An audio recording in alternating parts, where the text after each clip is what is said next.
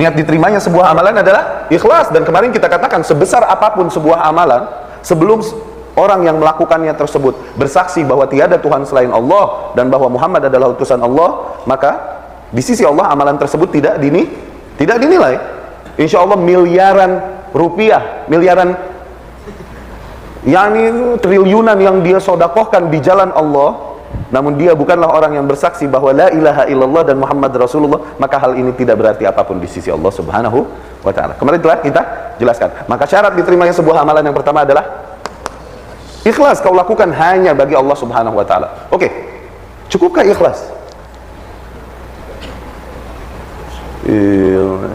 Azan Isya nanti nih kita wudu, sholat, khusyuk lillahi ta'ala, khusyuk lillahi ta'ala, Allahu Akbar.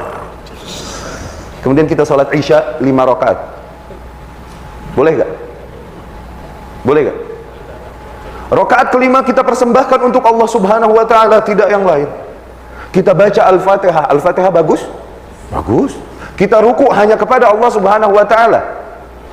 Subhanakallahumma rabbana wa bihamdika Allah. Bagus.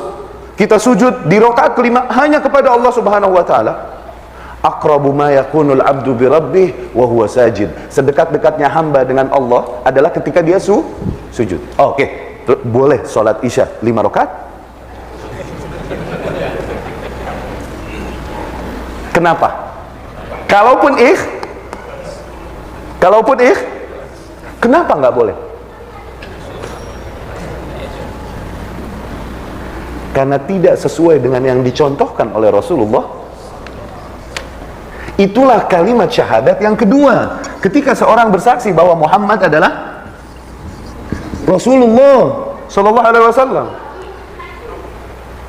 Di sini terdapat juga syarat kedua diterimanya sebuah amalan, di mana kau harus berittiba, mencontoh, bertauladan hanya kepada Muhammad Sallallahu Alaihi Wasallam, bukan kepada ayahmu, kakekmu, kaummu, kiai di kampungmu, Habib dan Habibers yang lain. As we said, ya. Yaitu apa? Ini syarat diterimanya sebuah amalan yang kedua, yaitu al-ittiba, ikuti Rasul, teknis yang diajarkan Rasul. Jangan kau buat-buat yang baru, jangan juga kau kurangi dari apa yang diajarkan Rasul. Dan ini adalah bentuk mencintai Rasul Sallallahu Alaihi Wasallam yang hakiki. Mana cinta yang hakiki? Apakah dengan mengikuti sang kekasih? Aku tidak mau yang lain, hanya mau yang dilakukan oleh sang kekasih. Oke? Atau cinta yang hakiki adalah aku cinta sang kekasih, tapi yang aku lakukan bukanlah yang diajarkan sang kekasih, dan aku tahu bahwa ini tidak diajarkan sang kekasih. Mana cinta yang hakiki? Yang pertama atau kedua? Maka sebuah kaum yang mengaku cinta Rasul, sementara yang mereka lakukan jauh dari apa yang Rasul Shallallahu Alaihi Wasallam ajarkan dari dalam sunnahnya, maka cinta mereka gombal.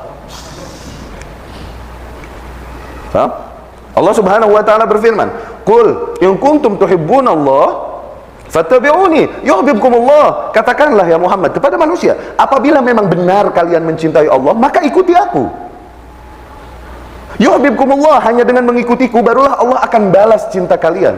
Wa yaghfir lakum dzunubakum, bahkan mengampuni bagi kalian dosa-dosa kalian. Maknanya apa? Maknanya ketika seseorang tidak mau mengikuti Muhammad sallallahu alaihi wasallam, sesungguhnya dia tidak benar-benar mencintai Allah. Itu